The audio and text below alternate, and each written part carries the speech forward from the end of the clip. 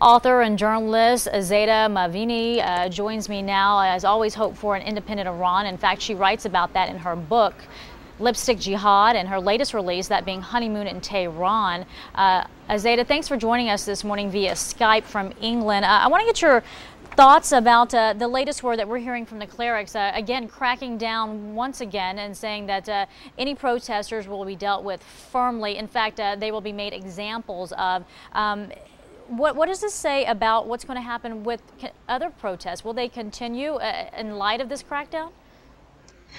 Well, I think even before this very ominous threat coming from a top cleric, people realized that they were being outmaneuvered on the streets. I think that the days of street protests were coming to an end anyway.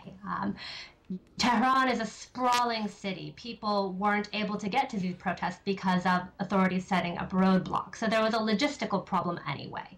I think the Basij militia were so vicious in cracking down on the street that, again, people realized that they were going to be, that they didn't stand a chance against them, opening live rounds into unarmed protesters. So I think even before the sort of ominous tone that's coming out of the regime, people realize that what's being called the Green Movement might need to take a new direction. Labor strikes, mass transportation strikes. It seems to be such a broad-based movement that it could involve bazaar protests from powerful merchants, more playful forms of civil disobedience. I've read things on the internet of young people saying that, at a given night, everyone should pour cans of green paint into the street to turn Tehran overnight into a green city. So I think we have to wait and see what direction it takes, but I don't think that the energy has fizzled out. All right, would you talk about labor strikes? You talk about some other possibilities, but with such a crackdown, how effective would these other options be in light of how they're being told, look, if you do anything, you will be made an example of?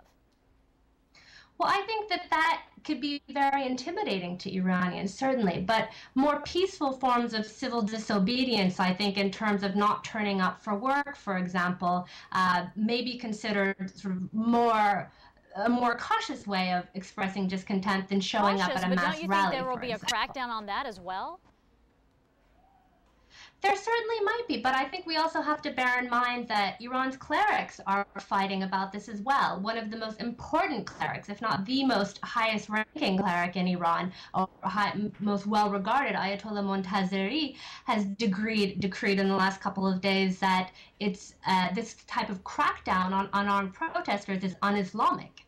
So you might have the rank and file, perhaps even of the Revolutionary Guard, and those responsible for cracking down, who are very devout believers, be swayed by that. So I think that this idea that the clergy is sort of deeming something un-Islamic or Islamic in terms of crackdown or protest is being contested right now.